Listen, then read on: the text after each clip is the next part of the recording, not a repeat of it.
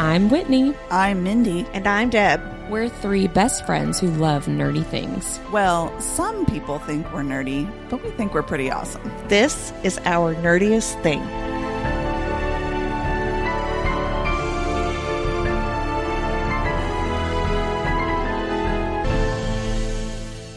Hello, fellow nerds, and welcome to Our Nerdiest Thing. Today, we're going to be discussing books with BDE. You got to say it like that. Brown donkey ears. Yes. How did you know? I know. That one Shrek book. That's all I say. We're only going to talk about Shrek. Okay, we're going to do it. Okay. B, Whitney.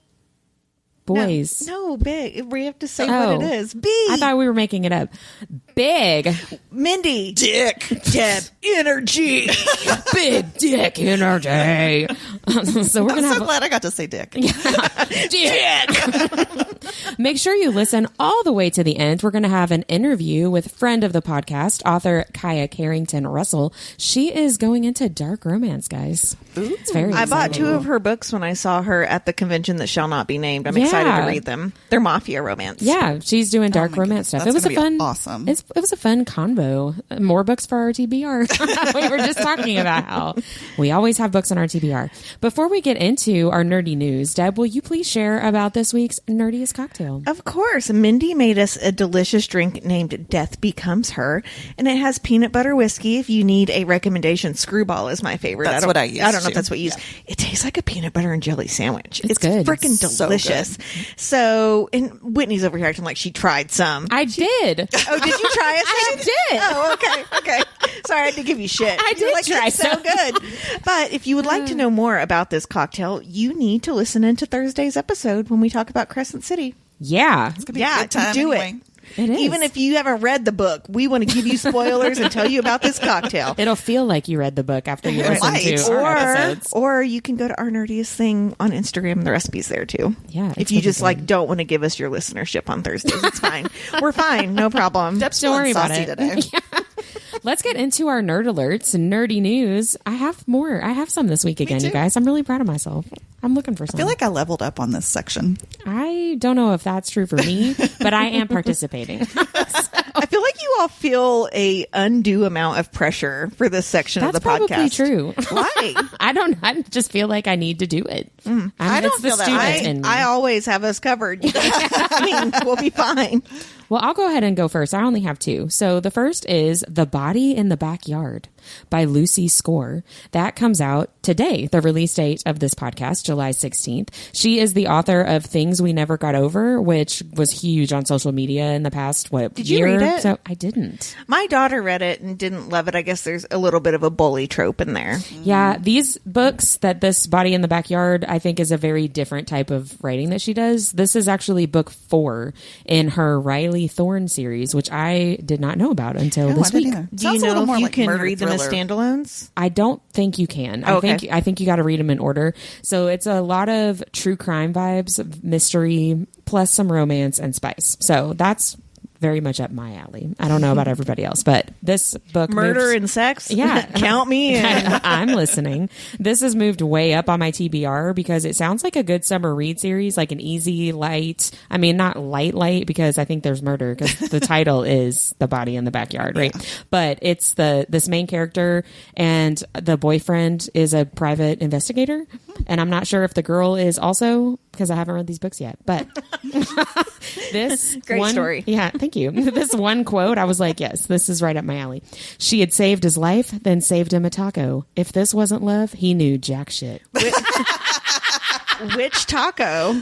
Oh, maybe both. Oh, crunchy or soft? Anyway, I'm so funny. The other nerdy news I have is for the book. I don't know if I've mentioned it on the podcast, but I know I've mentioned it to you guys. Keanu Reeves. You did mention it. The Keanu Reeves. The Keanu. Whoa. Yeah, he has co-written a book called The Book of Elsewhere by Keanu Reeves and China Mayville.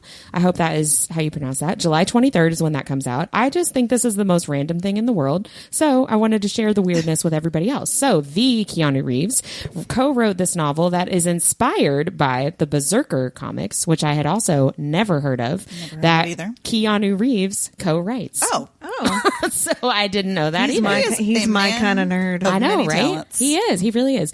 So Berserker, the comic, follows an immortal warrior named Berserker. Yeah. He has to fight his way through the ages.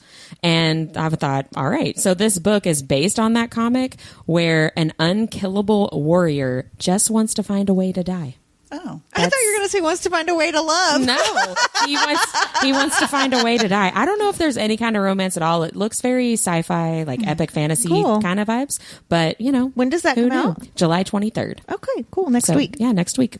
So, who knew? Very Great cool. job, Keanu. Who knew? Lots more reasons to crush As if on you him. can't already do everything, I know, Keanu. right? So that's all my Excellent. nerdy news. Keanu's got some BDE. I was Oh, just about for to say the same sure. thing. Yeah, For sure. I had in high school this was back when we all had desktops and you had to have a background picture, yeah. and it was him pulling a turtleneck over his head and he was biting on the edge of it.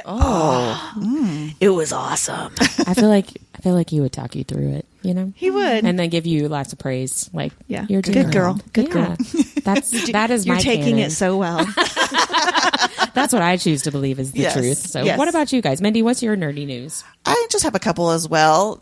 First, there's from Liz Tomforty, which that is how you say her name. I always thought it was Tomford, but when I saw her Oh. in Chicago, it's Tomforty. She has in her Windy City series. This is the fourth one, so it's the one that started with Mile High. This one's Okay. called Play Along. It's a baseball romance with an accidental Vegas marriage. Ooh. Yeah, which I always love those. And that one came out as of the airing of this show episode. It came out on July 11th. And then the next one I have is one I'm actually really excited about. I haven't read it, but it came out with Book of the Month in July. Oh, fun. So this one's called The Lost Story by Meg Schaefer, and it comes out today, July 16th. And this one just sounds so cool. It's two best friends who disappear and they return 6 months later. I think this is when they were teenagers.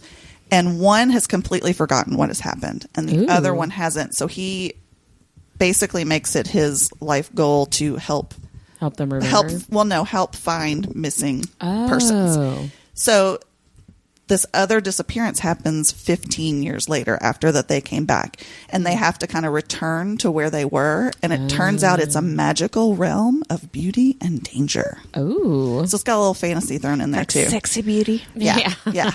So I don't know. It sounds super intriguing to me, and I'm excited. Yeah, that sounds like a different Yeah. kind of story, which is usually what we like to read. Exactly. Right? So, 100%. awesome. Excellent. Excellent.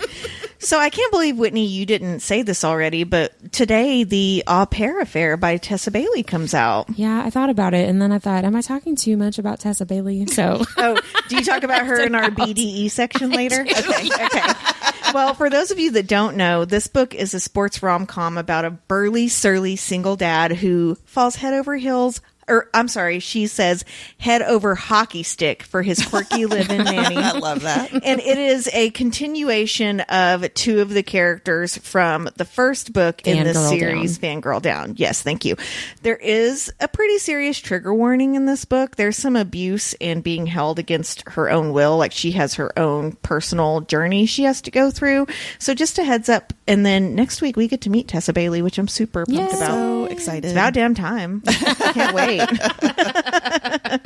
Next, and all of my books come out today, actually. Next, we have The Beautiful Villain by Rebecca Kinney. And this is a spicy adult retelling of The Great Gatsby. oh, Oh, that's different. I know. I can't wait. I actually have an audio arc for it. So I'm really excited to listen to that. And then finally, there is a book called Smother Moss by Elisa Allering. And the description is, when a pair of female hikers are brutally murdered on a nearby Appalachian trail, two sisters find themselves drawn into the hunt for the killer. ooh. I thought it That's up my sounded alley, cool too. since, the Appalachia is part of Yeah. Kentucky. And it sounds very, very much like they are into a lot of mischief in their Appalachian town and, Yeah. brought down as women and all that bullshit. Yeah. So could be kind of interesting. I wonder. There's a lot of lore, I guess is the right word, about going on the Appalachian Trail and like people that Dying? Yeah. Yes. Well, actually. like people that live out there that like Like take deliverance. advantage. Yeah, deliverance. Kill you? Exactly. Yes, Yeah. exactly. They don't take Yeah. kindly to They other don't take people in those parts. not to outsiders. Yeah, Right, I wonder yeah. if that book is going to have any of that kind of stuff. I get you know? the feeling that the people in their town are those people, and they are the outsiders that aren't like that. That's what I get from the synopsis, blurb. at least. Right? It's Interesting. I haven't listened to it yet, so Well, add it to the TBR, everybody. add it to the TBR. Well, let's get into the nerdy and dirty. What have you guys been reading? What you up to? Sorry, I was drinking a delicious cocktail, so I couldn't answer you. Well, I'll go. I finished The Paradise Problem by Christina Lauren. Did you like it? I loved it. It was a 5-star read for me. Me And I think too. for you too. Yeah, I was Yeah. going to say, it was just so fun and good. It's like not a marriage of convenience. What is it? Or no, they were supposed is to be a married. marriage Yes, of it convenience. is. Yes. So it's just a very, very cool twist on marriage of convenience. They get married when they're in college because they want to share an apartment, and it's like a marriage apartment. Which I've never heard She of. gets free. They get like subsidized housing if they're married. Yes. Oh, Right. Okay. Yeah. Gotcha. So they actually got married. They didn't just pretend. And then he leaves, and she thinks that they got divorced. She thinks she just signed divorce papers, but she didn't. And he's got this big problem with his family, and in order to get his inheritance, he has to be married for 5 years. So that's sort of like the start of it. But then they end up going to like this wedding, this extravagant wedding of his sister, and it's on this like remote island, and you can't get off of it. And it's just so fun, and it's so sweet in the way that it's kind of a slow burn, I guess, but it's Yes. like a steady burn, and it's so good. Nice. Two things I really love about that book is, number one, when he comes back to find her because he has to prove that he's married, right, to get this inheritance, Yeah. she is baked out of her gourd. She has just gotten laid off from her job, or fired, I guess, not really laid off.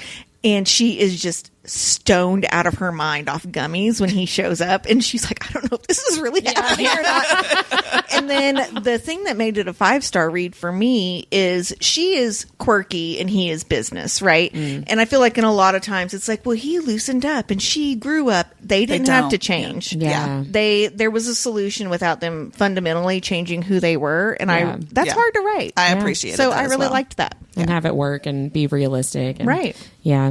Everybody wants to do the end of Grease, where he becomes Yes. the pretty boy jock, and she They change wears- for each other, and then one of Yeah. them doesn't end up having to change. And then they get divorced Come 2 on. years later. or they just ride off into the The sky sunset, with yeah. their magical car that flies for some reason. They Anyway, fucked in the car and then never saw each other again. That's a whole other podcast The end. episode. That's but- right. Well, I finished Middle of the Night by Riley Sager. This is also what I'm listening to because it was an audiobook. And I gave this one 4 stars. I really enjoyed it. I listened to the wonderful performance of the narrator, who has the best narrator name in the world, Santino Fontana. Ooh. I like I am that. obsessed with that. I just love that. Like, you have to be a performer if your name is Santino Fontana. Right, I right. love that so much. He did a really good job as the narrator. It wasn't as good. The book was not as good for me as The House Across the Lake, but I still really liked it. It was more true crime, not so much on the paranormal like House Across the Lake has. It had some good twists. Overall, I was fine with the ending. I would have changed a couple of things, but it was okay. I was all right with it, you know. I would like to say more, but I can't because it would be spoiling. So I do have one thing about that because I had finished it right before you did, Yeah. and we both listened to it. And when we do our reviews on Instagram at Our Nerdiest Thing, you should go check them out.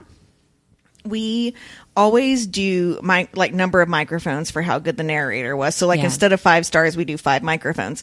And I noticed you gave it 5 microphones. And the reason I did not, it really bothered me that we had an Indian family and a Chinese family, and he gave them white voices.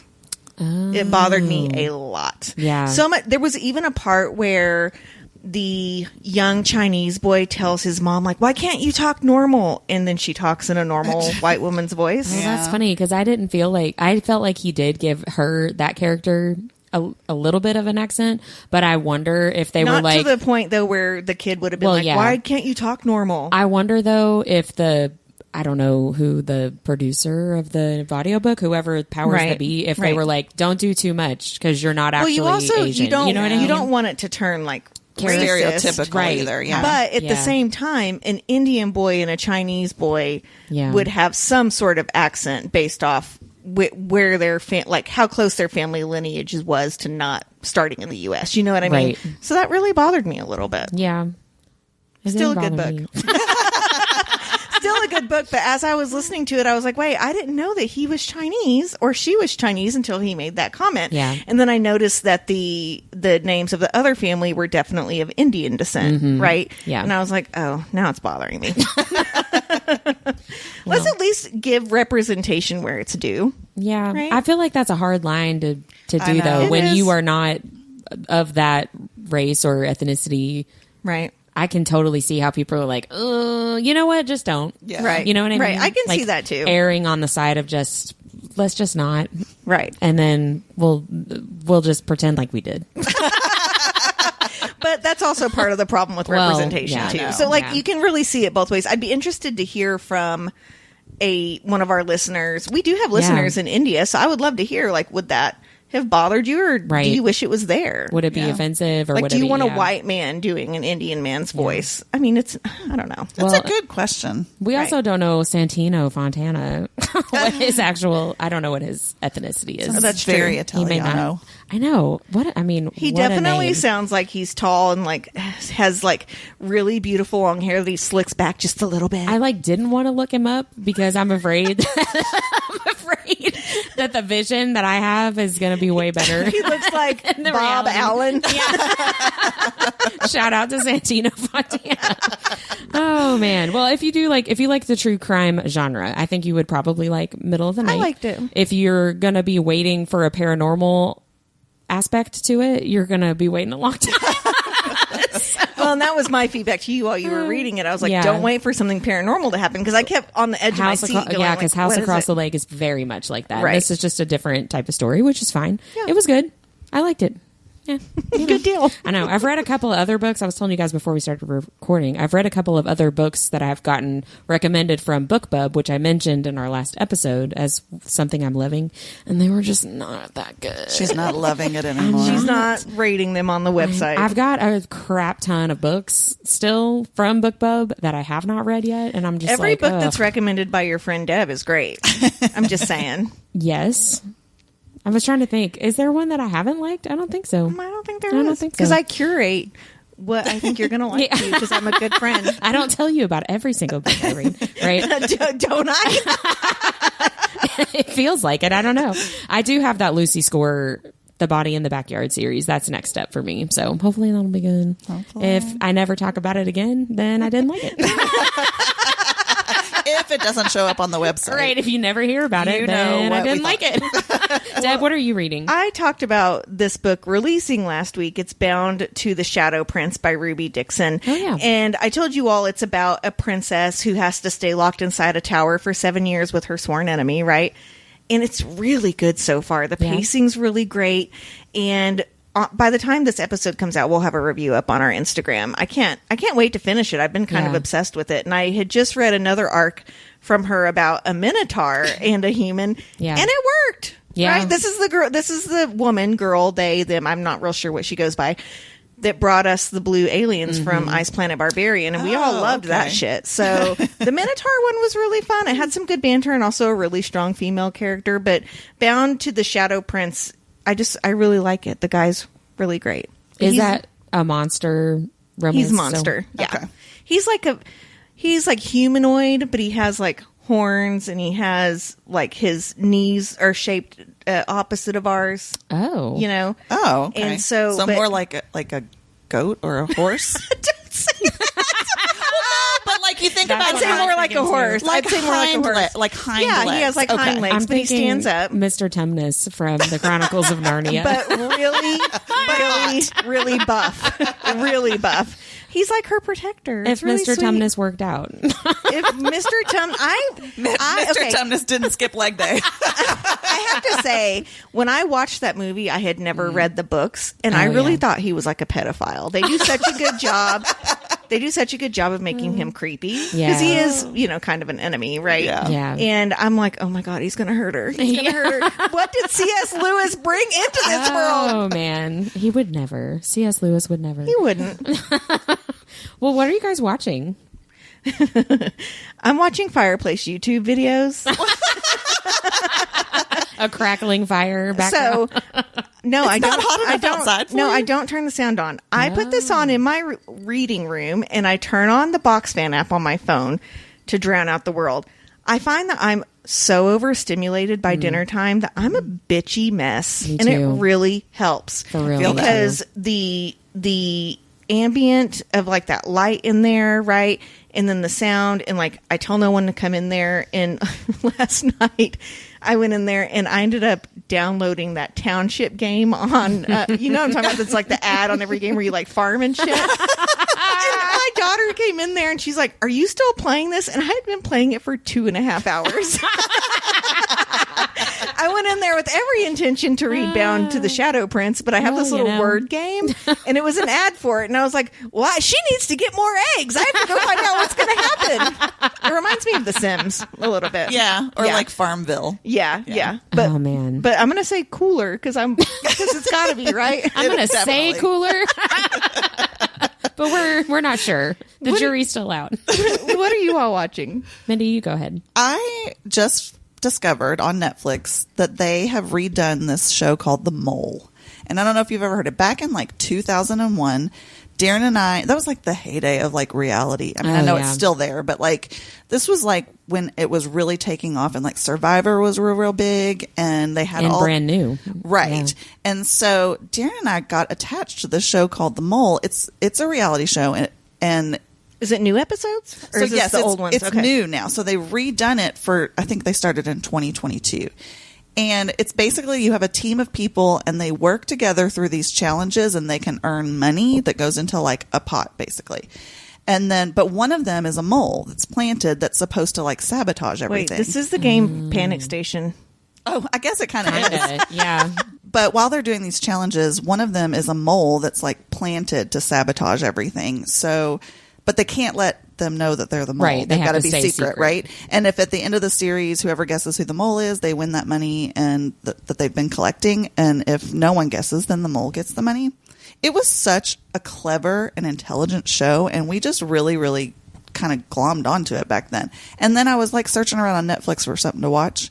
I was actually going to watch Dexter because somebody suggested that to me, and then I saw The Mole and I was like, oh no, I'm going to watch that. So Darren I think is going to start watching it with me again. So it's not the old episodes. They're No, it's redoing new it. ones. They're new ones. They started in 2022, so they've got 2 seasons already of it.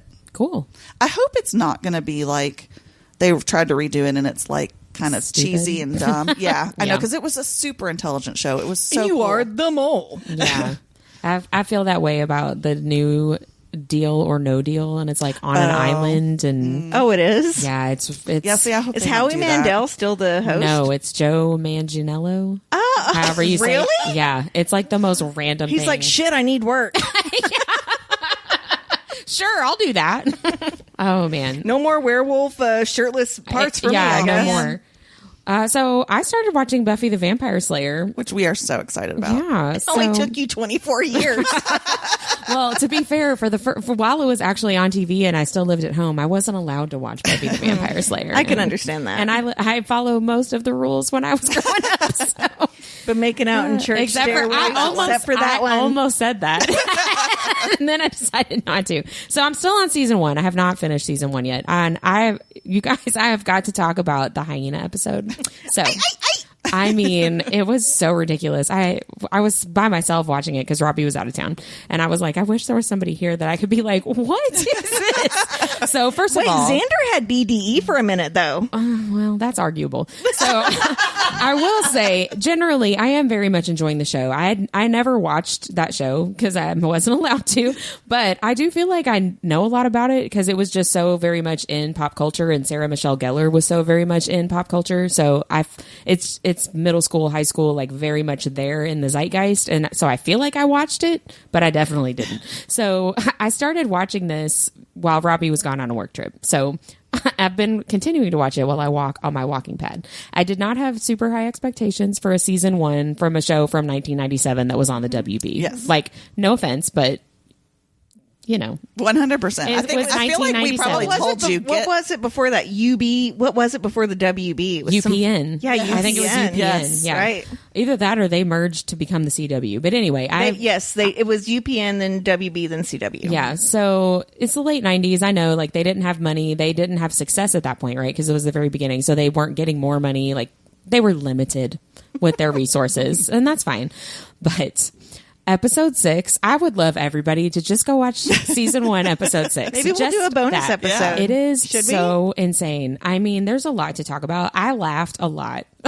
Most like of the a way. hyena? Probably. I feel like I laugh like a hyena just You do generally. not. Like, that's my, No, you like, don't. when I really think something is You funny. just have a boisterous laugh. What I really, really loved the most, it took a really long time for the stakes of this episode to, like, get up there. You know what I mean? So, like, eventually first of all, the high school kids go on a field trip to the zoo, which in and of itself I thought was weird because in our experience in this area, elementary school kids go to the zoo for their field trip. High school kids don't, in my experience. So that in and of itself I thought was super weird. But then Dawson went in middle school. but see, that's still not But you high have to school. remember, You know what I mean? in like LA, there aren't really animals and stuff around. I guess that's true. So the school bullies and Xander somehow get possessed by like evil hyena spirits, ? And so for the majority of the episode, the danger is really just like dickhead comments. And we're still in danger from that. insane laughter and overly aggressive dodgeball. And that truly is it. And What's not to love? They keep going to these close-up shots of Buffy and Willow, and they are like distraught at how their friend is acting. And I'm like, he literally just like threw a ball too hard. It's not really that serious. But then, you know, they ate the principal.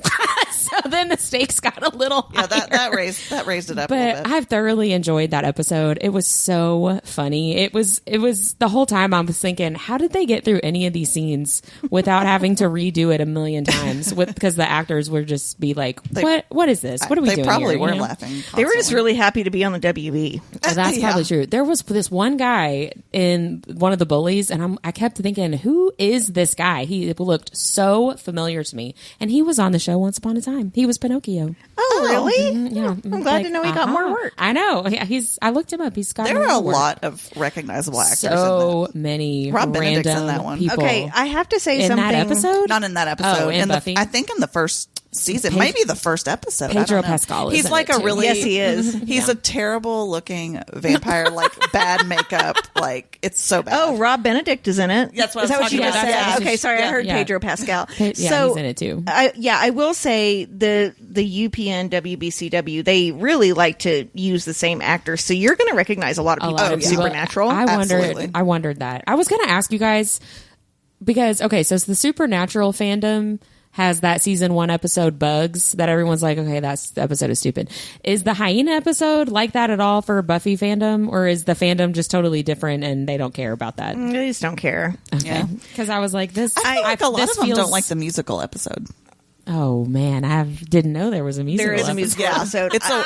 It's a little bit farther in, but So I have to tell you something though, Whitney, because I know what you're going to want to do. At a certain point, Angel got his own show. Yes, And it's at the end of season 2, I believe. You're going to want to veer off and go watch Angel because you're going to miss him.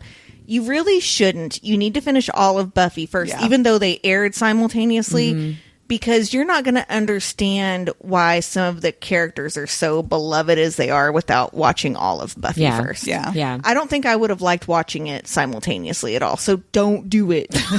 But when you're done, I would never. Angel Resist the has a temptation. really cool folklore arc that I love. Yeah. So you definitely need to watch it just after Buffy. Well, all right. Whitney's going to be busy for the next few months. Well, I don't think Robbie will watch Buffy with me, so it'll have to be like random spurts. Like, oh, he's gone. All right, how many episodes can I get in? So, well, what are you guys listening to? Because mine was middle of the night that I already talked Did you about. tell us what you were watching, Deb? It's Fireplace Fireplace. Spinning. Oh, that's Videos. right. I forgot. And it's literally only watching because he turns the sound off. Right. I love it. What are you guys listening to? I finished Not in Love by Allie Hazelwood. Oh, yeah. And I have to say that people who like the light spice versions of Allie Hazelwood's writing may find this book to be a bit overwhelming. Oh, Ooh, okay. Me, on the other hand, I liked it. I liked it. give me more. The spice is literally nonstop in this book. Oh, wow. Okay. Nonstop. The author, and we know the author writes really great intimate scenes, and this book is no exception. I will say overall, is it anything new and earth shattering? Yeah. It's not. It's set in the STEM world. He has BDE. She is a scientist, Nice. right? It works, and you kind of know what you're getting into. But if you thought that Love Hypothesis was too spicy, Don't read Don't this. read Not in Love is not the right book for you. But I have to say, if you were like, I wish they'd fucked more in Love Hypothesis, you should read this. Her books are all standalones, right? They are. Okay. They are. But like in Love Hypothesis, the next book, it carries on with people that you saw in the first book, but it's not necessary. You don't have like formed relationships with them. I can see where she's going to go next, like what character she's going to write next in this. Yeah. Well, I'll add it to my TBR. I need a good spicy romance. I'm not listening to anything, by the way. So, Whitney, it's up. You're up. Oh, okay. Well, let's talk about what we're loving. Mindy, what are you loving? I am loving, number one, this peanut butter whiskey and just about anything you can make with it. So good. But I'm also loving, I got some special edition Helena Hunting books in Lovely nice. Box, or Lovely, is it Lovely? Hello Lovely, the Hello Lovely box. My lovely My box. lovely box. Who wants my lovely box? I think Darren. He does. Me too. So they put out a special edition one that was just her books, and it's the 3 books in her Lies, Hearts, and Truth series, which is the Pucked spinoff. It's the kids of the Pucked. And it's just got some really, really great new artwork on the covers. It's just beautiful, beautiful. And I've been waiting for like 2 months for this thing, and it came in, and I about went crazy. And Darren was like, what the hell? It's like, it's books. It's my lovely box. Yeah, it's my lovely box. And just to clarify, the Helena Hunting, they're adult children. Yes, I'm sorry. You said it's their kids. I'm like, let's be clear. No, it's Muppet Babies for Pucked. No, I'm just kidding. Muppet Babies. Oh man, I need somebody Yes, to do. no, they are adults. I need somebody to do like Muppet theater like they did for Harry Potter. Oh, yes. You know what I'm talking about? And the ticking sound, Yes. that one. Yes. Whatever happened to those people? They did 3 videos. Did you ever watch the Wizard Swears one? Probably. Oh my gosh. I think I watched them all at some point. What was it called? It wasn't Pottermore, because that's her. Harry Potter Puppet Pals. That's what it was. Yeah. Yes. Yep. Well, Deb, what are you loving? I am hoping to release 3 new mini bookshelves next week in my shop. So before we ran out of power last time, because every time it storms in this fucking house, we lose power for 5 days. I was going to take a Dragons fantasy bookshelf and a vampire paranormal bookshelf with us to Imaginarium, but I did not get them done because of that.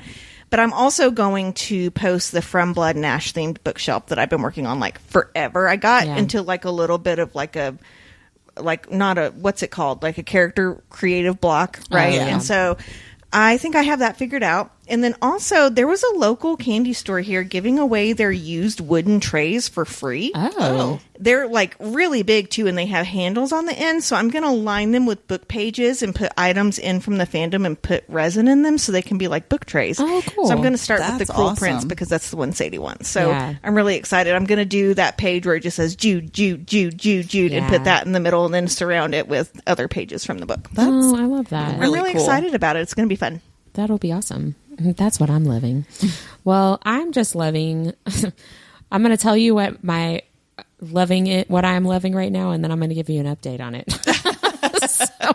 Last week, Robbie went out of town, and I get very overwhelmed very easily by my children, which is partly because of just a byproduct of my anxiety disorder. So summer break in general is usually a difficult time for me, and it gets worse when, Robbie's not here. So especially with just the ages that my kids are, they're very high energy. Your kids cannot. They're young. They're not old enough to be completely self-sufficient. Yes, they don't do super great independently. Like, it's just a lot all the time, and I get very stressed out very easily. And then I'm like, and it sounds exactly Try like the that. fireplace. Try Yeah, it. well, I Try have it. to have them leave me alone. Is the issue? Do it when they go to bed. The It really issue. will. It really will soothe you. I promise. Well, then I need Robbie to leave me alone. Did you hear that, Robbie? He listens to these episodes. you said he was out sometimes. of town though. Well, at this point, yes, that's Yeah. true. But he's going to be here for a long time. which I'm happy about because I love you, Rob. So I had a really good week with the kids last week while Robbie was gone. Oh, and nice. that's what I'm excited about. So they're really funny. They're very sweet. They're fun. They were just lovely children, and I had a really good time with them. And sometimes I hesitate to talk kind of about getting overwhelmed by them, because I know that not every mom feels that way. Yes, they do. They just don't admit it. Well, but not every mom has an anxiety disorder, and not every mom gets overwhelmed. That's true. You know what I Right, mean? Right. But I think it would be silly to say for any mom to be like, I never get overwhelmed and my kids are angels. No, they're not. You're lying. Sometimes also they're just judgmental about moms that do talk about it. Right. But I know that a lot of our listeners, because we messaged with them one-on-one, right? I know a lot of our listeners do struggle with that. And so I'm trying to be relatable. You're not the only ones. And I just had a really good week with them, and I enjoyed the time that I had with them. And then I typed up all those notes about what a great time we had and what a great week we had. Is this your update? This is the update. We had the worst day yesterday. Oh, no. I typed up all these not notes. funny. I'm sorry. I typed up all these notes 2 days ago, and then yesterday it was just like, guess what, bitch? Like, it Don't brag about it. Yeah, it was so horrible. And I was like, well, at least we had those few days last week. So that's what I'm loving right now. Sorry. I will say it's fine. though, those good weeks will start to overtake the bad ones as they get older. Yeah. And when school goes back in. Right. We are But now I'm officially saying more than halfway done with summer break. You'll be, which makes That's me true. really sad. That makes me sad too. Because my kids are older. I'm But like, let's go. I will say, once they become much more self-sufficient, like can get themselves breakfast, and you don't have to worry about their, if they have underwear or socks on and all that shit, it just gets a lot better. One day. Well, that brings us to our nerdiest topic, books with BDE. I'm so excited about this one. Big Dick. Energy. with our powers Every combined. time I do it, Whitney's like, why are you pointing at me? What are you doing? What are you doing? What are we supposed to be doing right now? With our powers combined, we have a freshly shaven big dick. I never know what's gonna come out of your mouth.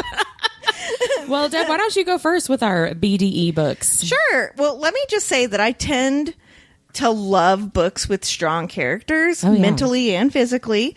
So I struggled to narrow down my list. I really did. So I broke down my fave BDE characters into genres. So I have paranormal, fantasy, and romance. So don't giggle. Let's start with the 5 books in paranormal. I've got a list of 25 total books. I don't, I promise. First, I want to talk about Adrian from The King of Battle and Blood by Scarlett St. Clair. Adrian is the Blood King who is conquering all of the local kingdoms, and he is a morally black character, but is searching the realms for his reincarnated mate. Yeah. And he really just knows what he's doing, if you know does. what I'm saying. And he commands the room, he commands a presence, he gets what he wants, but does really respect her boundaries, which I That is really, true. really like. Yeah. He's one of 2 of the only blonde MCs I like. The other one being Callum in What Lies Beyond the Veil by Harper L. Woods. Callum, who is a fae, is searching for his fated mate as well, and is part of the wild hunt to find his human counterpart when the veil between the fae and the human land suddenly shatter. He is a multi-layered character. There's a lot going on with him. He is one of those like him, hate him, like him, hate him, like him, hate him, which I think sadly helps with the BDE. It doesn't always, but it does doesn't with always, him. but it really does with him. My third paranormal book is Belladonna by Adeline Grace, and I mean specifically in the audiobook format. Hear me out. The character of death. Okay?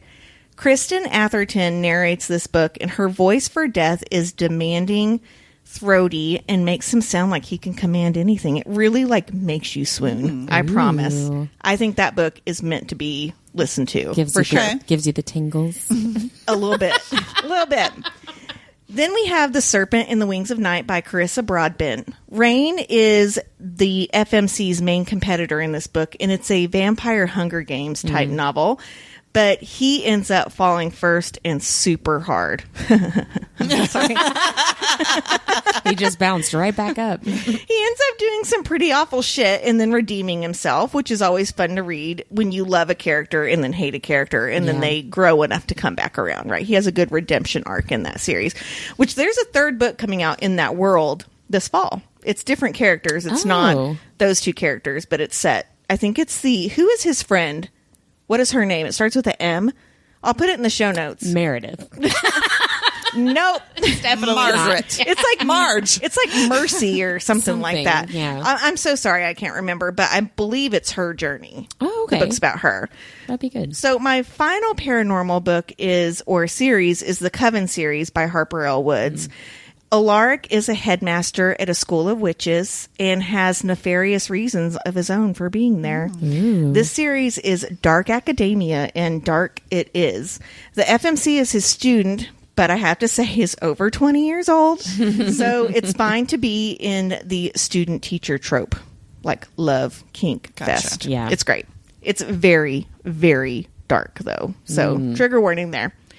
So let's segue into my fave BDE characters in fantasy and talk about Rune Dannon. Oh, yeah. I mean, you knew he was going to come up. Sorry, this is just going to be a whole Beavis and Butthead episode. He is our Fae Prince frat boy from Crescent City by Sarah J. Maas, and he is a giver. He really loves to please his partners. He knows how to do it, too. And when he finds his person, he really turns into a mushball for her, which I really like. Yeah. So, because he's very much toucher and die type of guy, but we're talking about him some in the next episode that's going to release on Thursday, and he did something to piss me off. But what I want him for, he doesn't need to talk. Me, too. Yeah. My other fantasy book character is Kieran from the Jennifer L. Armentrout series From Blood and Ash, but specifically A War of Two Queens and A Soul of Ash and Blood by that author. And I'm specific about these because in these two books, his character just has more of a spotlight. In The War of Two Queens, he cares for Poppy, which is the main character, and shows her a vision of her watching him get it on from afar, which actually happened 2 books prior, Yeah. which is really kind of great. We also have The Joining, which if you don't follow our Instagram page, you should go watch the video of me asking JLA if Kieran actually has penetration during that scene. And then in A Soul of Ash and Blood, Cass walks in on Kieran servicing a woman, and he doesn't even stop, which is kind of hot. Yeah. I gotta say, very, very not bad. hot. Not easily distracted. No, he is not. When he's going down on you, he's all in.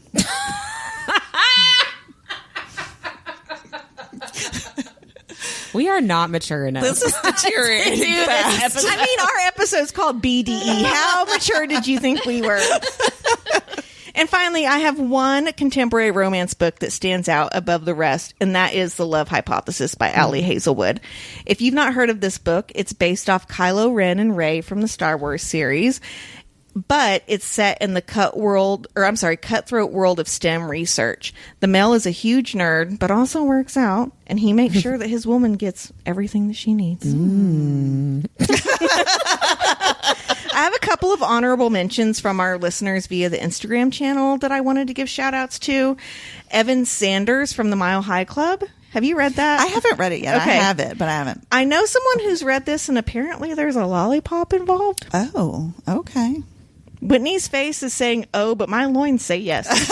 I'm just imagining a lollipop, like, insertion, and I don't want that. No, I'm picturing a lollipop demonstration. No, it's an insertion. Oh, it is? No, it is. No, thank you.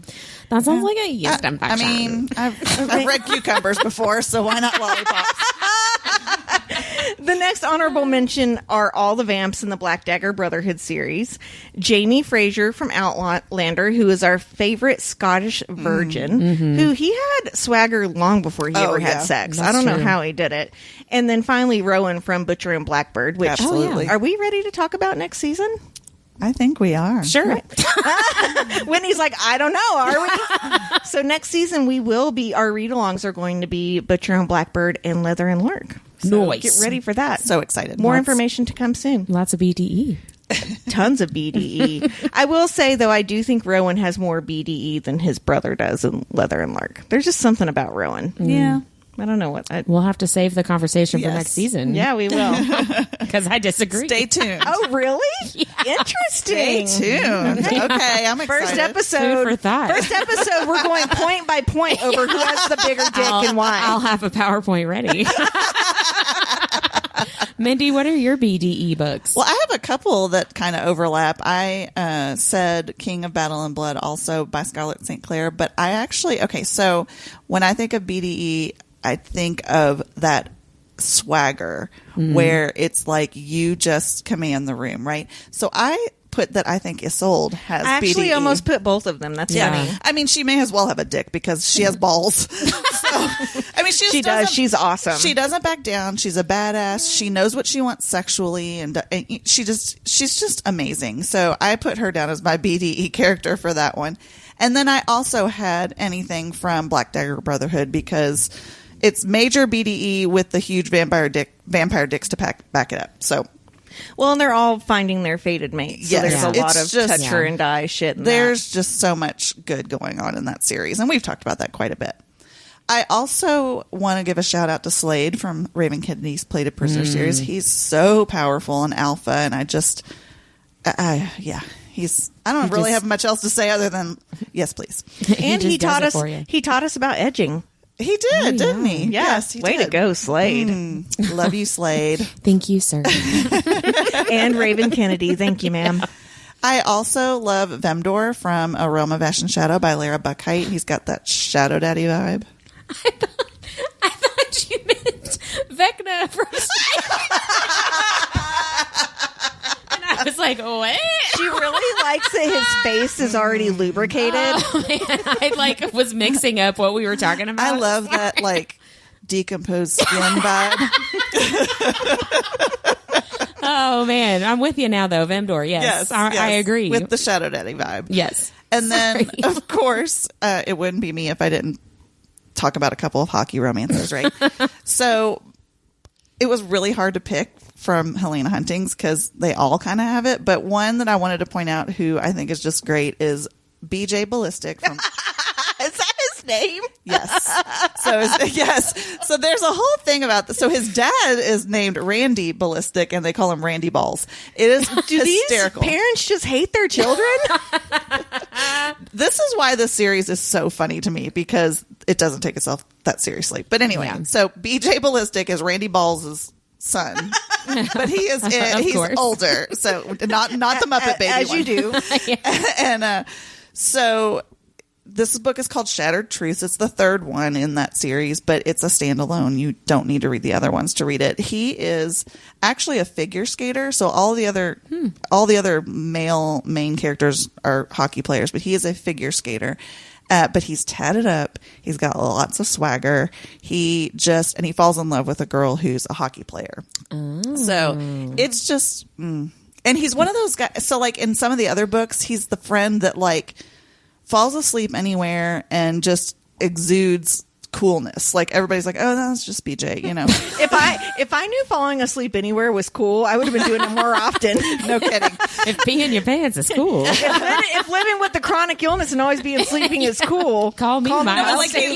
But he's just always there, and they're like, oh yeah, that's just BJ, and it's, I don't know, it's just funny. You have to really read the whole series, but he doesn't this one's fall good. asleep during a BJ, does he? Oh hell no. Okay. No. And then the other one that I love that I actually haven't talked about this series on the show yet is Vince Tanev from Meet Your Match by Candy Steiner. He is the quintessential hockey playboy, hotshot rookie, lots of bravado, and the main female character in this one definitely gives him a run for his money because she's super strong and in your face, and she doesn't care about any of his shit. So that's a fun one. It's a really fun one. That's the first one in her series from that. So check that out. And then finally, Travis Maddox from Beautiful Disaster. And I want to point out, do not judge this book by its movie because it is horrendous. The worst thing ever. Do The not movie, watch. not the book. The movie. Okay, yeah. The book is one of my favorites. He's an angry bad boy. He fights in an underground fight ring. He rides a motorcycle, lots of tattoos, and he has a scar on his eyebrow. I find it ironic that you and I love tattoos so much. And does Darren have any tattoos? Darren does not have tattoos. I did not. I was like, wait, he was in the Navy. But no, I know, right? Our husbands have 0 tattoos, and it's travesty. It is. I know. It's never too late, boys. So much potential. We've both been together with our spouses for over 20 years. Can we finally just talk them into it? I know, right? We could get Darren to get a tramp stamp. I think I could. For the record, I have a tramp stamp. I might be able to get Darren drunk and get him to do it. Brian doesn't really drink. What am I going to do? Promise him a BJ? I mean, he gets those anyway. I know, but an extra one? While he's getting his tattoo? That's a romance novel, not my life. That sounds dangerous. I will say, speaking of Black Dagger Brotherhood, they go for tattoos, and Quinn fucks the tattoo artist behind the curtain. Oh, that's right. Yeah, it's hot. But not during a tattoo. As soon as they're done. Well. Yeah, before they lock up. Can you imagine that tattoo? It's like, it looks like a like an EKG. Well, I have 5 BDE books, and I was trying to branch out a little bit and not mention the exact same books that I always talk about because I love them so much. So I did not talk about The Bonds That Tie, but that definitely has BDE. I thought for sure one of you all was going to bring it up, so I didn't put it in there. Okay, I know that we always talk about The Bonds That Tie, but who do you feel like has the most BDE? Griffin. Oh, yeah, I was going to say North, but you're right, it's Griffin. It's Griffin. Yeah, 100%. Who Griffin. I swear, and I know this is not what Jay Bree says, but he has to be a black man. I picture him as a really strong black man, well, and it bugs me that there are no people, like none of the guys are people of color. It bugs me a little. I picture Adrian from King of Battle and Blood as not a blonde. That's true. We make them how we want them. Yes. They're all Pedro Pascal. You do what you need to do to make him feel hot to you. Yeah. So my first BDE is not a book, but an author. So Tessa Bailey. I've talked about her books a lot on the podcast, but all of her books that I've read anyway have major BDE. I love her main characters. Her guys are swoony. They're hot. I love it. I've read a lot of her books and have enjoyed all of the book boyfriends that I've made along the way. So one of my favorite male main characters of hers is Wells from Fangirl Down, who definitely has BDE and he knows what to do with it, and he'll talk you through it too. Mine is Secretly Yours, the guy from that. He's good too. He loosens up a little bit, and I have to just say this out loud, she writes really good couples masturbation scenes, which This I know is true. sounds like kind of weird. It sounds like it would be weird, but she does well. A really good job with it. Yeah, she really does. So Fangirl Down was only the second Tessa Bailey book that I ever read. Wreck the Halls was the first one for this podcast. And I loved Wreck the Halls. I don't know what it is about Fangirl Down. There's something about it. And that is what got me made hooked golf on. sexy. Well, Robbie's a golfer, so I already thought it was sexy. But you have read It Happened One Summer, right? No, I have now. Well, oh, okay, but I you have hadn't. now. Right, and you've read... I read Wreck the Halls and then Fangirl Down, and then was like, oh, let me read every book Tessa Bailey's ever written. Got it. So next I've got the Four Kingdoms series by Whitney Dean. Please make sure that you are reading Whitney's version. They are on Kindle. It's very important because Yes. someone is holding her other work hostage. Yeah, so read Whitney's version, and it'll say Whitney's version on it. There are 3 released books in this series. A 4th book is forthcoming. Raven and Zeke. This is what I wrote down. Raven and Zeke are hot. Fire. Yeah. You've got Dark Magic, An Addiction to Killing, Dream Walking, Insta Love, Mates, A Mysterious Stranger, He Falls First, Hidden Identity, lots and lots of great spice. Book 2, they're just having sex all the time. I mean, like all the It's time. just 300 pages of a fuck fest. I mean, it really is. I highly recommend that series. And next up, I've got also by Scarlett St. Clair, the Hades and Persephone's saga. I was really proud of this joke, and now I'm like, this is a stupid joke. Let us be the judge of that, please. It's stupid, but it made me laugh. I wrote, you can't spell Hades without BDE. Is Hades a word? Okay. I was going to say, you can't spell Hades without BDE, and then I was like, oh, wait, there's no B. I just made it Hades. I was really proud of that. Anyway, so Hades is a morally morally gray kind of morally villain, but he does good things too. Anyway, he is the hero, and he oozes sex, and it's all kinds of wonderful. So he oozes sex into her about every third page. Talk about sex all the time. It's great though. It does not get boring or monotonous. She's really good at that. It's a 7-book series, so it is a commitment, but I am actually planning on rereading the whole series in entirety. I was messaging with somebody who was like, well, what about, this character? And I was like, I don't remember how that ended. And she was like, she was covered in blood and holding somebody else's baby. And then that was it. And I was like, I don't remember that. I need to reread this. So anyway. So I will say, even though it's a 7-book series, 3 of them are from his perspective. Yes. The other 4 are from Persephone's perspective. So I think 3 technically are from her perspective, 3 from his, and then the last one is from dual. multiple That's people's right. Yeah. perspective. And she's writing more books in this world for some different side characters, which I really need a Hermes book, because in this series he is so freaking funny. He really and is. he calls He's very Persephone funny. Sephi, which I think is so cute. It is really sweet.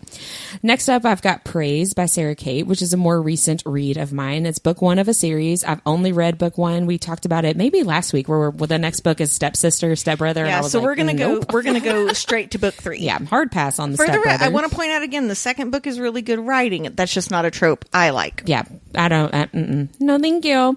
But this book 1 is, like the definition, I feel like, of BDE. He is. I don't even know how to describe it. The main male character is Emerson. You've got an age gap, forbidden romance, praise kink. It's called Praise. Lots of good girls are given out by I will Emerson. say, while I was reading it, I had to clench my thighs together several times.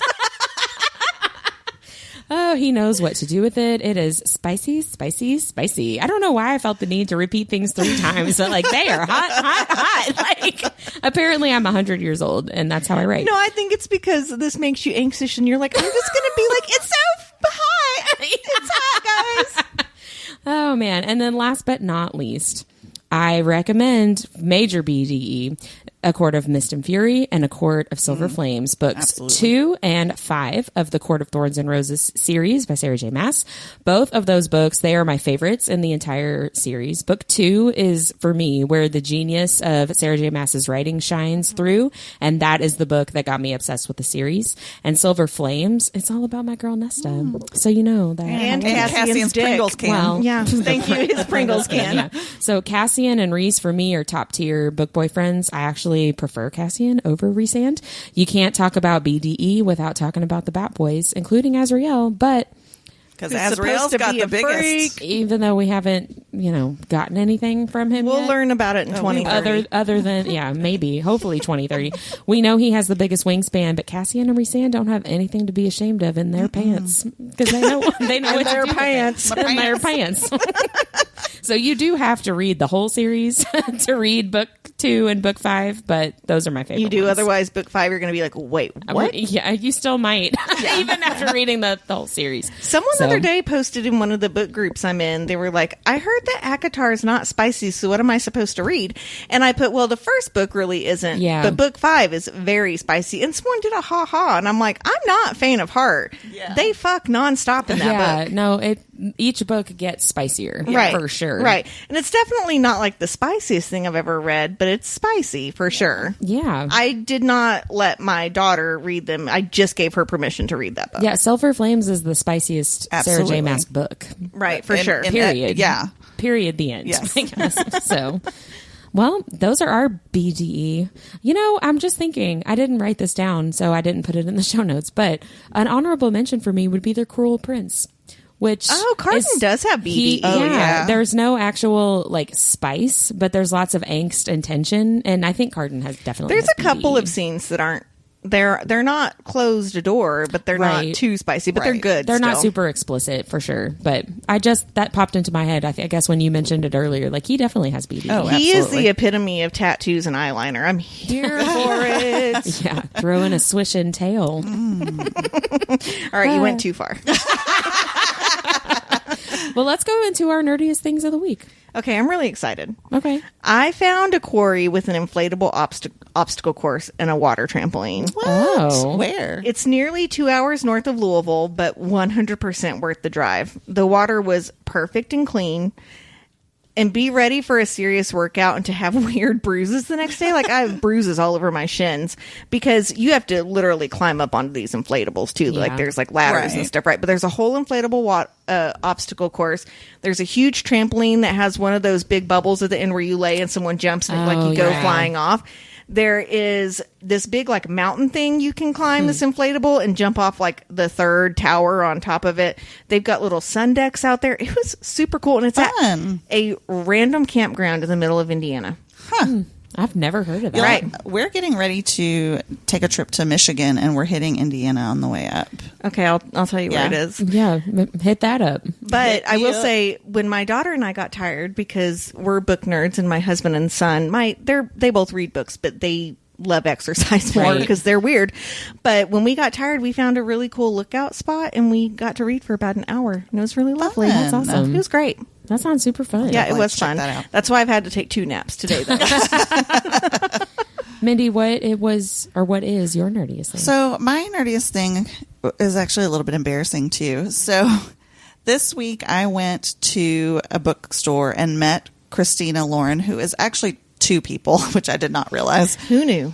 Right. So, and they've actually been writing together for 15 years, and they met, I love this. They met writing fan fiction on a Twilight fan fiction board. Oh, yeah. That's awesome. Isn't that cool? So they're lovely, by the way. If you ever have a chance to go see them, they're super fun, very high energy, and they love to talk about just everything. And so they mentioned while they were talking about because, okay, their latest book is a fairy tale retelling. It's a Tangled retelling. Actually, it's a Disney Tangled retelling. Actually, they got asked by Disney. I did not realize that. Oh, that's cool. Yeah. I didn't realize that either. Yeah, it was, they were just really cool. I loved listening to them. But they mentioned ACOTAR as part of, fairy tale retelling stuff. So, I'm sitting there. I'm like, oh, okay, they're like ACOTAR. Okay. So we're going up. I'm so embarrassed. So I'm thinking, because it was the weirdest, it was very strangest signing I've ever been to. It was really quick, and you got a picture and they just did it, and then they signed and it was done. It was really strange. It felt very much like Supernatural getting your picture taken. Oh yeah, just but I was get your boobs out, stand next to him, and take a picture. Yeah. So I wanted to talk to them. So I thought that I was going to talk about ACOTAR, in the fairy tale retelling sort of realm. Anyway, so I go up there, but I'm stumbling over my words because that's who I am, because I'm awkward, and I try to spit it out, and I felt the need that I really wanted to tell them about Whitney's revelation that Tamlin isn't the Beast, but he's Gaston. I just thought that was a cool thing, right? But I couldn't spit it out, and finally by the end of that, I could tell they were just take the picture, bitch. It was I could not get it out, and it made no sense, and I felt like such an idiot. Tamlin Gaston, not Beast. Take the picture, bitch. I just was so embarrassing. And it was so funny because when I walked up, they were super hey, nice. hi. No, they were super nice. She was like, "Oh my gosh, I love your whole vibe, your glasses and everything." And I was like, Aww. and then I'm like, and then you talked, and they were vibe over. They're like, bye-bye. So embarrassing. Oh. Well, but it really was a cool revelation. Thank you. I wish so I'd much. articulated it better. Oh, nothing is more embarrassing than telling an author, hey, you want to send me your sex scenes? I'll act them out. Okay, for the record, you've not told Scarlett Sinclair that once. You reminded her you said it the second time you saw her. She remembered who I was. Whitney is 100% not embarrassed of that. It was Did you memorable. not see her security person come stand between you guys? The fear in her eyes when she said, yeah. "Oh my God, I remember you." That's your nerdiest thing of the year. Yeah. So my nerdiest thing of the week, one small one, is just the Buffy and nostalgia. So like I said earlier, that is so middle school, high school, the fashion, the lingo, the actors, thinking that Angel was the hottest person I'd ever seen in my life. It just is all coming back and bringing me back to middle school awkwardness. And I'm realizing that I still want to look like Sarah Michelle Gellar. And I have for like almost 30 years now. So it's been a fun blast from the past. And my real nerdiest thing of the week happened today. I ordered all of my children's school supplies today. But in my defense, the supply list was available, and also Target was they might still be having deals. So look it up on their app. They had a bunch of deals on their school supplies if you ordered on the app. So I got both of my kids' school supplies, not including backpacks, because we already had some, for $50. Oh, wow. And as a teacher, I am pissed that Target has all that shit out.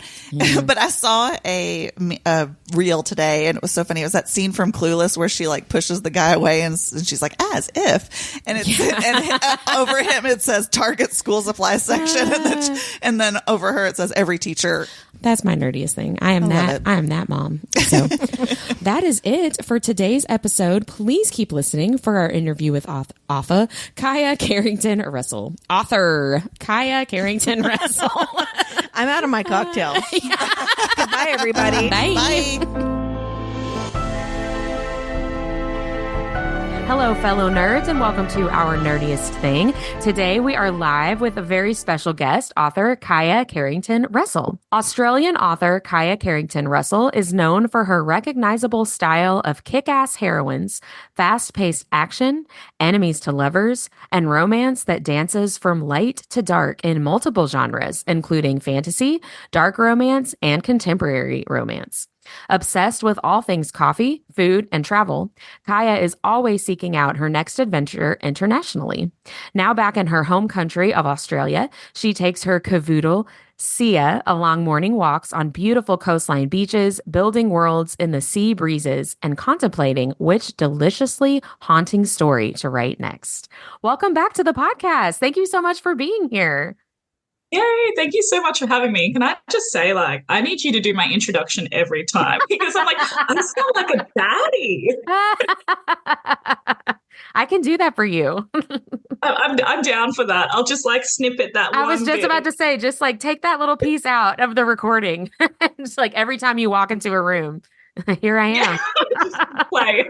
It's like your own theme song. So we had you on the podcast a year ago. So fill us in. What has life been like? Busy writing. Of course. You know, it's been a wild year. Like, first of all, love you guys. Adore you guys. Met we love you at too. Stop it. And I just, you know, you're a trio that's definitely stuck with me. So I'm so excited to be back on. I jumped at the opportunity.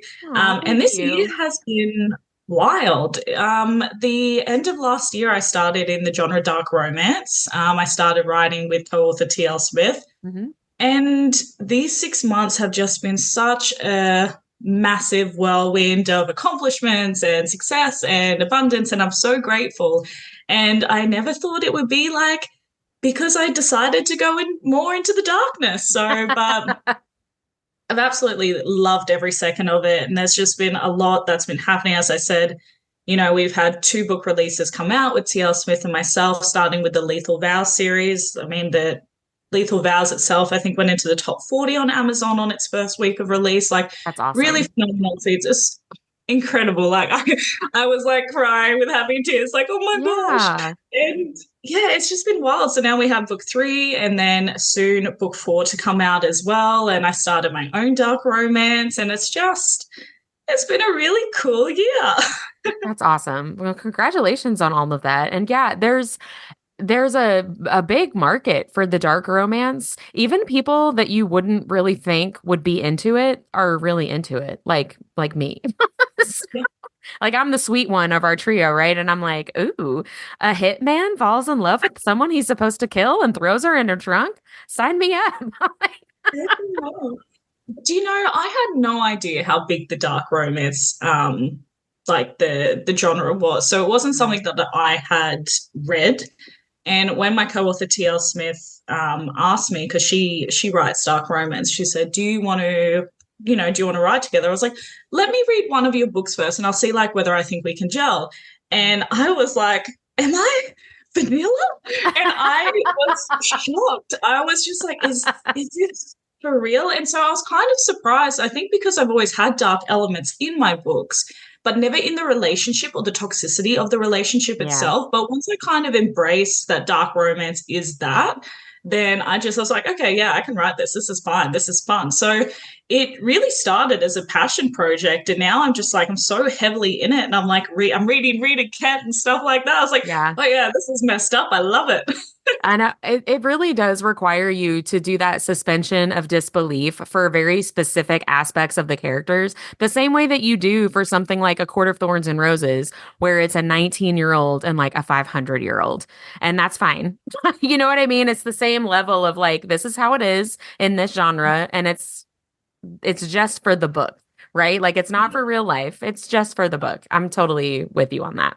So for our new listeners, you're branching out into the dark romance, but tell us a little bit about how you became an author in the first place.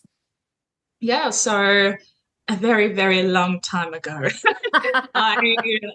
I was a very angsty teenager. So I started writing when I was about 15 years old. So we had actually had our family home had burnt down in a fire. Very, very dramatic. And as a phoenix I became into a phenomenal writer. Don't worry about it. No, I'm kidding. But, well, actually, it's now truth. But I started writing young adult then. So when that situation happened, and then I kind of fell into the love of reading books, and then I would like finish at school every day instead of hanging out with friends. I was a total nerd. I'd go home and write my first manuscript. And so it wasn't until I think when I graduated and I was telling everyone, yep, I'm gonna be the new J.K. Rowling. And I've always just had that belief in myself. There's been a lot of trials during the last 15 years. I'm now 30. And so when I turned 20 was the first time that I published my first book, and it just turned into this massive thing. Like it's just such a huge part of my life. And so over the 10 years of publishing, I've gone from young adult, then I went to fantasy romance, which still has a very big place in my heart. I absolutely love that genre. And then contemporary romance and now dark romance. And there's just been so many ups and downs throughout my career where I've also worked full-time in other jobs. I've worked 3 jobs like this to sustain it. And so it's also kind of crafted me into the woman that I am today as well. So I'm very grateful for this journey because it's just who I am in and out. So I absolutely adore it. But yeah, so there you go. 10 years of publishing, and then we finally hit where I'm comfortably now writing full time again. So it took a really long time to get here, and I'm excited. I love it. That's awesome. That's such a big accomplishment to be able to, when you love doing something creative, to figure out how to make that your career. It's really hard to do that, right? Creative jobs don't really pay the bills, right? For a really long time. So that's a huge accomplishment. That's awesome. So congratulations. Thank you. Golf claps for everybody. So I wanted to ask you before we really get into your books, you have your own YouTube channel. Bound by Books.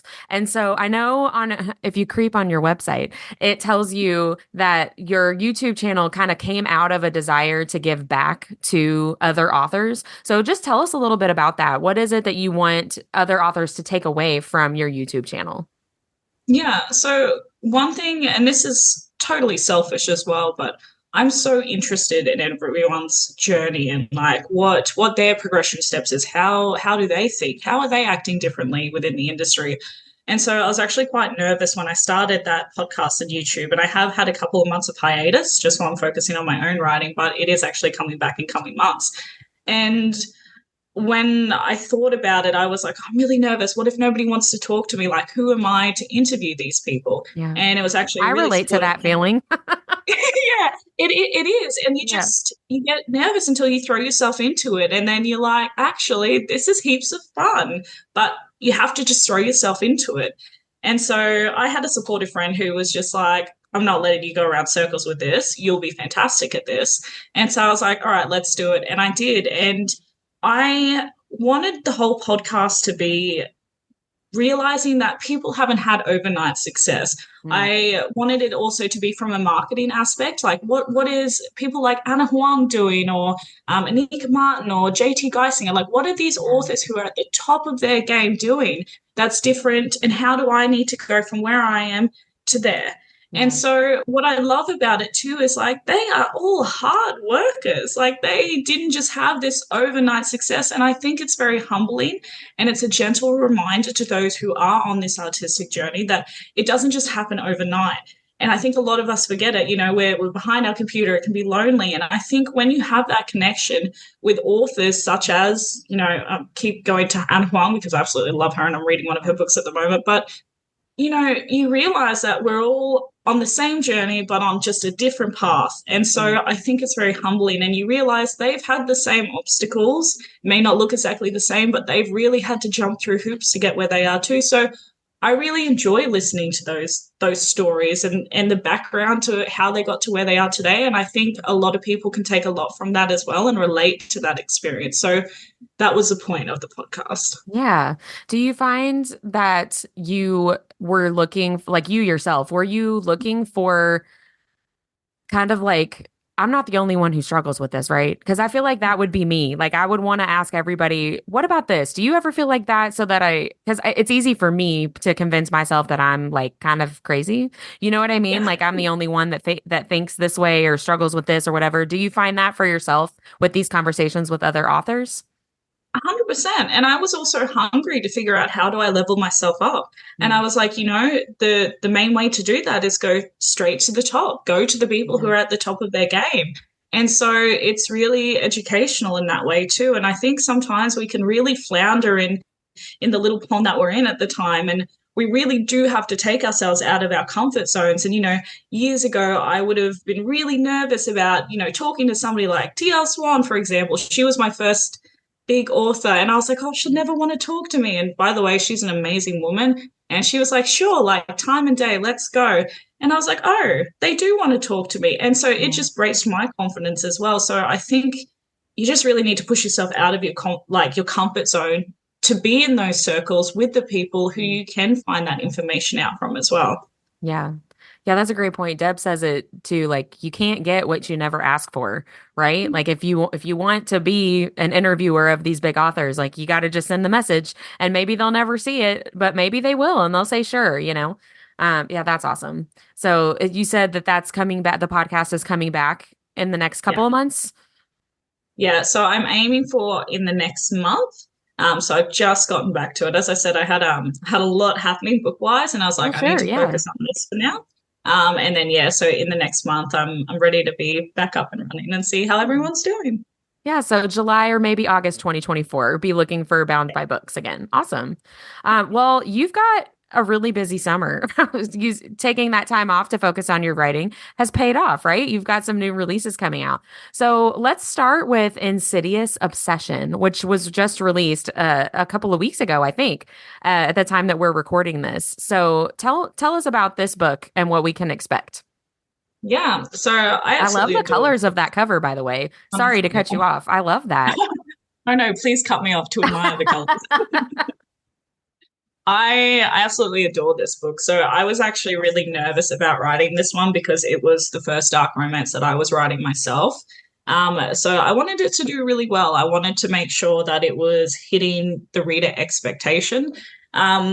And so, basically this one is kind of a reverse stalker. Ara is our main heroine. She is Luca's stalker. So basically the opening chapter is she's in his mansion. She's trying to find information and he wasn't meant to be there that night. So he catches her. He's also head of the mafia. So of course he lets her go. Of course. Why wouldn't I? And so it just immediately adds that element of danger. And so she thinks that she's gotten away with this. She has multiple aliases throughout the book because she is so hell-bent on revenge against the person who killed her mother when she was 12. And so it's kind of this like really unhinged, dark story because neither of them are good people and they're in high society as well. So they're both living behind the mask of corporate and making sure that their public display is clean as possible. And then behind the scenes, you have these two that are just playing cat and mouse constantly. And then Luca basically breaks into her apartment and finds her little stalker room, finds all the photos of himself, and he becomes obsessed. And so she doesn't know how to shake him. She's trying to use him to get closer to her goals. He's curious about her because he's never had anyone so bold as to try and do this. And she has nowhere to go, so he can just play with her. And then it turns into this very dangerous, toxic, not even relationship. Like it's really messed up, but at the same time they're so perfect for each other because of that. And then you find out obviously their traumas and kind of why it just clicks into place for them. But if you're definitely after a bit of a dark, unhinged story, that is the one. It's plenty of suspense, got twists in it as well, because that's how I do. Of course. So yeah, Luca and Ara, chef's kiss, love it. Do you anticipate this being a series, or is this a standalone, or maybe like a shared world series? Yeah, so it's kind of interesting with this one because I had actually written 50,000 words into book 2 for this one. I didn't announce at the time when I published this. I was going to release it as a duet immediately and have them 2 weeks apart. With that said, though, the second couple, there was so much trauma, there was so much happening, it was so heavy that I actually had to take a step back from it.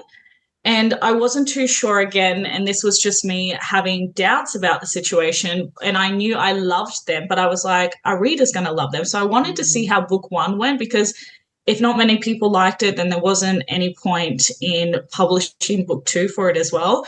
But I'm happy to say people have absolutely loved this, which I'm like, thank goodness. So book 2 will be coming out, and they are standalone books, but within the same friendship circle. So you'll kind of have cameos of each couple within each book as well. And book 2 is due for release September 14th. So I think it'll be a week after Rare Edinburgh, because I'll be in Edinburgh at the time, but you'll be seeing book 2 everywhere in those dates. Awesome. And so if they're both standalone, you don't necessarily have to read Insidious Obsession first. You could read book 2 first if you wanted to, and just miss out a little bit on like the Easter eggs. 100%. Like I would still suggest read, just because I'm like, I love them all, but I'm biased. But yes, you can definitely read them on their own as well. Awesome. And so book 2, you said September? Yep, September. I think it's 14th or 15th I have. Excellent. Put it on my TBR, the never-ending TBR, right? And so later this month, you have the new release that you co-wrote. You mentioned earlier, T.L. Smith, Cunning Vows. So what can we expect? This is also dark romance. So what can we expect from these books that you are writing with T.L. Smith? Yeah, so lots of spice and lots of dark. Ooh. So if you haven't already seen, so that is Lethal Vows 1. That is not that cover too. Yeah, the gold foil is nice. So the gold foil is not what you'll standardly get through Amazon. This one is on my Patreon only, but it was the one that I had. So that is book 1, at book 2. And then you have book 3, which is coming out in a week's time. So basically, all of them can be read as standalone. The first 2 books revolve around sisters. They're associated. And then book 3 and book 4, there is another one that's coming out after this, only 2 weeks after, is on the Russian Ivanov siblings. So Anya in this one, the Ivanov siblings run the auctions in New York. So the underworld, black market kind of auctions. I'm like, I don't know if I can say that word on here. But, and they run into trouble. So Anya is just, to be honest, out of this series, we're not meant to have favorites, but I totally do. I love Anya. She is such a baddie, and she will not take shit from anyone. And so when you think of that, like really like macho, like it's her. She doesn't stand for men. She won't. So she's used to men servicing her. She's used to men doing her bidding. And because she's a woman in this industry, she's even more cutthroat. And she finds her match in this one, and he basically blackmails her. And so they have this like weird tension that's happening throughout the whole book, because she's like, well, you're just like using me, but also there's a sexual tension. So, and again, they click, but she's a wild card, and I absolutely adore her for that. So yeah. I love that. And one of the things I really like, I was thinking this earlier when you were talking about Insidious Obsession. I really love how writers with dark romance are able to take these characters that are like not morally gray, right? Like they're morally black. Like you said earlier about your characters, like they're not good people, but writers are able to humanize them and make me care about them and want them to be happy, right? Like, I think that's why I really enjoy writing dark romance, because I like one of my favorite characters is writing unhinged characters, which is dark romance for the most part. And obviously it's not all the time. Sometimes you do have the good girl counterbalance, but it just is a little bit humbling that they have that slight bit of humanity in it to justify why they are the way that they are. So it's not justifying that they're a good person. Right. It's showcasing why they are the way that they are, whether that's through, environmental or trauma or whatever it may be.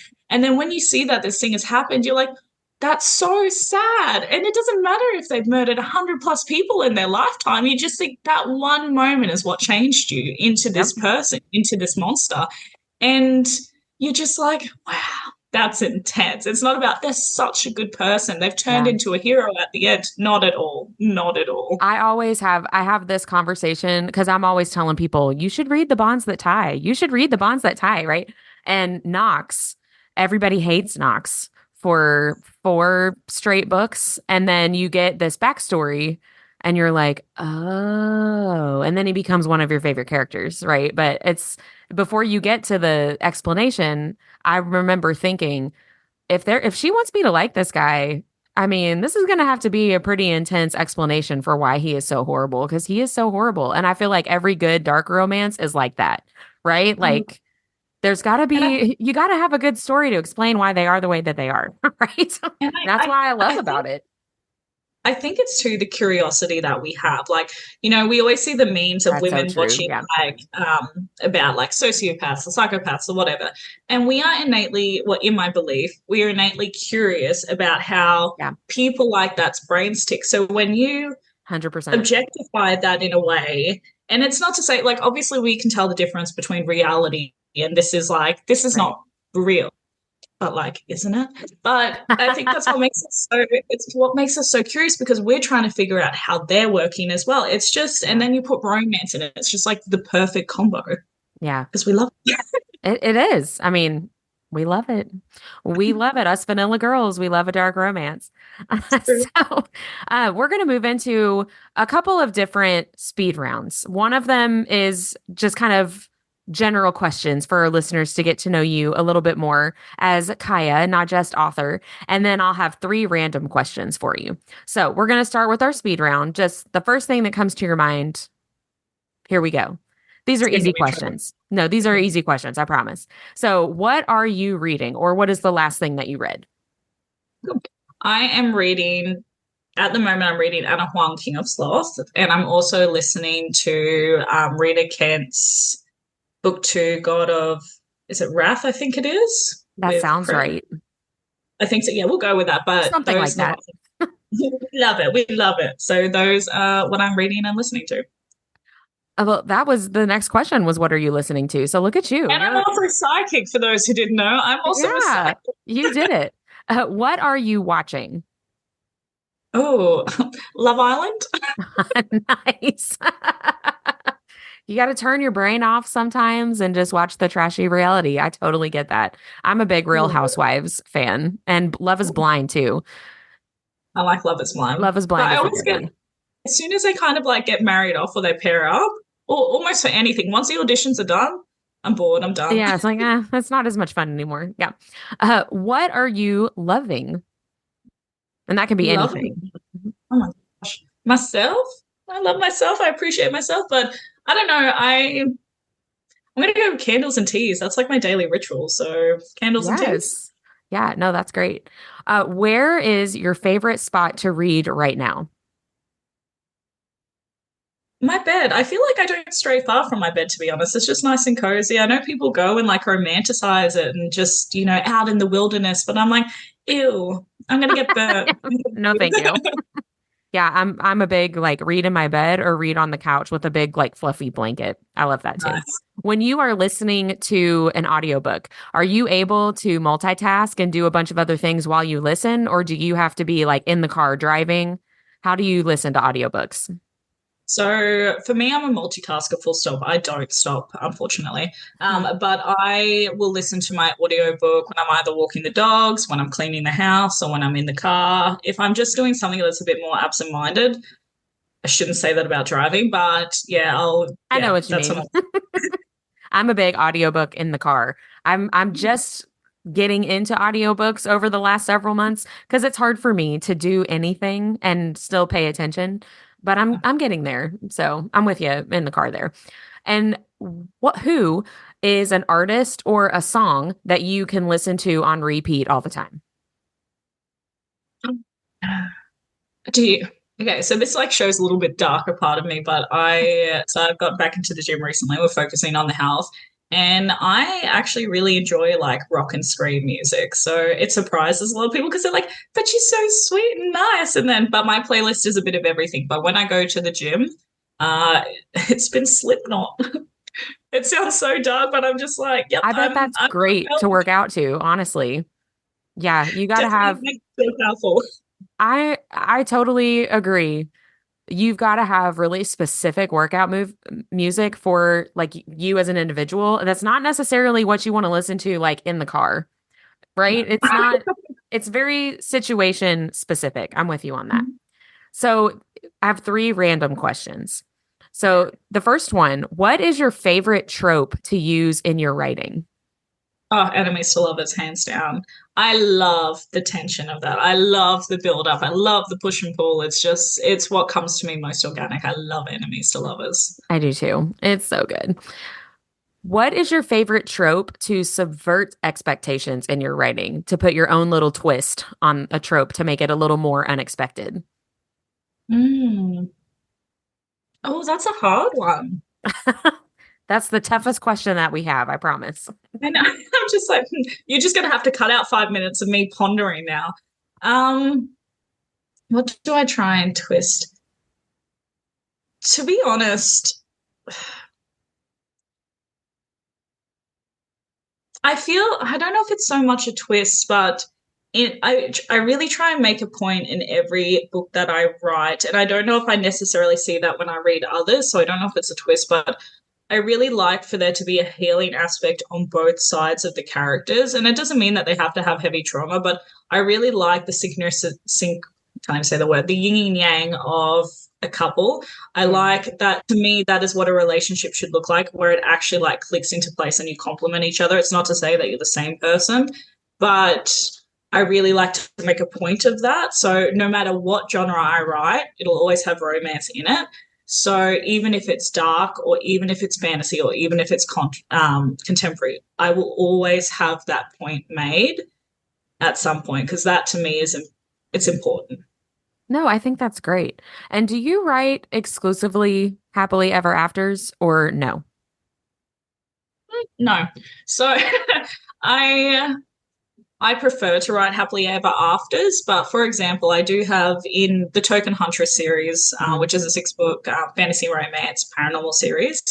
There's a lot of people who haven't had their happily ever afters, and I did write a prequel to that, which was The Mad Hatter Vampire Prince. I am taking that down. I am revamping that at the moment because it's actually it was intended as a duet, but I'm just making it into a bigger book. But theirs is not like they are both so unhinged and messed up. And yeah, and then you come back into the modern day in Token Huntress, which is, I think it's like, hundreds of years later. And you see those characters separately because they did not have the HEA and they actually really screwed each other over like profoundly. And I also like that too, because I'm like, that's true to their nature. That's true to them. But for my main characters, I think it is important. I actually, this reminds me, sorry, this has been a ramble. So, oh, no, I don't. I really don't, actually. I'm like, now that other books are coming to mind, because so Phantom Wolf, which was one of my young adults. Again, I've removed that for the time being just because I'm focusing on dark romance. My audience is very different opposed to when I had young adult. Yeah. But it was a bit of a Romeo and Juliet situation in the sense that he tried to sacrifice himself to protect her, and then she sacrifices herself to protect their family, basically. And so what I find, but again, then it shows them because there's like spiritual inclinations, think like Pocahontas with it in a way. And so in the end, they actually see them on the other side together, even though they physically weren't ever allowed to be together. Right. And I like that kind of full circle completion. But then it also sets up for book 2, 3, and 4, which is the other characters, but it just shows how that couple had such a profound impact on everything else that's going to happen. So although devastatingly sad, it has its purpose as well. So yeah. No, not everyone gets a happily ever after, but I do try for the main characters. Try. I mean, I kind of love that though, because I mean, I'm pretty notoriously like it's gotta have a happily ever after for just me personally, but I really love the commitment to your characters, right? Like where the characters need to go is I'm not gonna force them into a happily ever after if it doesn't make sense.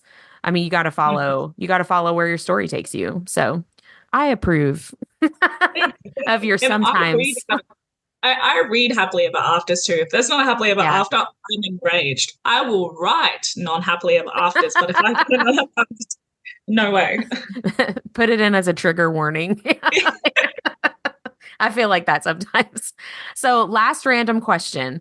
Going back to the what are you reading? What is the last book that you finished and just really, really loved? Mm. It's a hard one because the last 6 months, I haven't been reading as much as I would like because I've been writing so much. I Sure. really try not to cross it and my brain is mush half the time. But Yeah. I actually really loved Fourth Wing. Like I am so on that wagon. I'm ready to get into book two. Yeah. Because and it was actually when we met, was when I first started hearing about Fourth Ring. So Me just too. goes Yeah. through how much she's boomed in the last year as well. And as soon as I started listening to it, I was like, I get it. I Mhm. understand why this has just hit everything so profoundly because it kind of reminds me of like a Hunger Games cross glass Game of Thrones. And I'm like, Yeah. yes, this is what we love. So I really, really love that story. Yeah, I do too. I really enjoyed book two also. Mindy also has not read book two yet. So We you're, should listen to it together or read it together. yeah, you're in good company there. Well, so Kaya, where can readers connect with you? Are you active more on your Patreon? I know you mentioned that, or your social media. Yeah. So I'm kind of everywhere at the moment. So Patreon is what I'm focusing on. As I said, like I had this one before, but I have different levels of tiers on there. So you subscribe monthly to it. The I Want It All tier gets a quarterly book and goodie set, like a box sent every 3 months. So that's this Awesome. quarter's here. But I really like Patreon because it's just a really intimate group of readers who they love what I have, but also I can kind of open up to them a little bit more. Like we know it's a safe space and I can just have that like consistent chat with everyone and see what's Yeah. happening. You get heaps of inclusions, like you get all of your advanced reader copies. You will get an ebook. Any book that I release, you will get that ebook before anyone else, which is really cool. And just things that are happening behind the scenes, which I ordinarily wouldn't share. So definitely check that out on my Patreon. I absolutely love that group. And then I'm everywhere as well. I have a Facebook reader group too. I do have an ARC group if anyone does want to sign up to that. TikTok I'm on all the time at the moment because TikTok. Yeah. Every author that we talk to has that same like I don't want to say attitude because I feel like that has a negative connotation, but they are the same way when they talk about TikTok. It's like, ugh, I got to do TikTok. Like everybody. It's exhausting. It really like I Yeah. prefer Instagram personally. I'm on Instagram a Me too. lot, but I see the power in TikTok as well. So I'm on there quite a bit as too. And my co-author T.L. Smith is quite successful in TikTok. I think she's got like 210,000 followers. Like she just That's smashes awesome. it. And so, we have releases and I'm like, I'm coming here, I'm trying, I'm gonna catch up. I can get a viral too. It hasn't happened yet, but it's gonna happen. So yeah, like and subscribe to TikTok, guys. Yeah.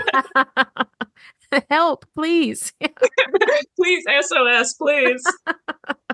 So, where can we purchase your books? And do you have a preference for where people can purchase your books? I love that question. So currently I am exclusive to Amazon, so Kindle Unlimited as well. But if you're after anything like it was coming out really Aussie paperbacks. If you're after paperbacks, I do have a store as well on my website, so that's going to be the easiest way. If, of course, you are international, just contact me. It gets a little bit stickier when it comes to international pricing, postage and handling, or again, Patreon. There are, like I said, you can subscribe to that and you'll get some books every quarter that you won't get anywhere else. And I would recommend subscribing to my newsletter actually as well, because a lot of announcements are made on that with things that obviously we haven't been able, especially with my co-writing with T.L. Smith. that, we just we have a lot. I can't like give too much away. We have a lot happening. Sure. So Yeah. that'll be one of the first places that everyone will hear it. Some of those things are limited in how many we have as well. So Sure. that'll be the first place. So sign up to that so you'll be the first to hear about it. That's awesome. So you mentioned an upcoming event in Edinburgh that you're doing. What event? So remind us what that event is. And do you have any other events on your calendar coming up this 2024? So many. So it's been an awesome year, honestly. So Rare Edinburgh, which will be September, I think it's the 5th and 6th, which will be exciting because I used to live in Edinburgh, so it's really good to go back, full circle moment. And then afterwards, I think it's a month, and then I'll be over in Amsterdam. TL and I will be signing with our Dutch translators and publishers there. Then we have, we go over to Seattle, so I think we're doing books, I think it's Books, Ball Gowns and Crowns or something like that. And then we have Love in Vegas. So I'll be gone for 2 months. I'm excited. So I'm like writing all the way up until then. I'm like, right, we'll have a little break in those 2 months, but super excited for those events. I thrive in book conventions and events, so I'm excited to see everyone. Yeah, that's a really exciting like end of the year for you. Like those few months to the end of the year. That's awesome. Well, Kaya, this has been super fun. We always finish with our nerdiest thing of the week, which is usually book related, but it doesn't have to be. We would love to hear what your nerdiest thing of the week is. I'm a closet nerd, but I'm not. I love anime. So I watch anime every day when I have my lunch or whatever. I'll watch an episode of anime. So there you go. That's like your comfort show. I love anime. So I actually went to Japan at the start of the year and I was like in heaven. But a lot of people don't necessarily know that about me initially. So I kind of I test the waters with people. I'm like, yeah, but how nerdy are you? Are you like Star Wars nerdy, anime, book nerd? Where are you at? Well, that's the same thing when you talk to somebody. They're like, "Oh, I like to read too," and it's like, "But what do you read?" Hold on, just a second. How relatable is this? Exactly, right? Like my sister loves historical romance and historical fiction, and I'm like, that's not the same. I'm not going to recommend my books to you. But, well, Kaya, thank you so much for being on here, especially, international, dealing with the time zones and stuff. I appreciate it so much. We love being able to talk to you. So thank you so much for taking the time to chat with us.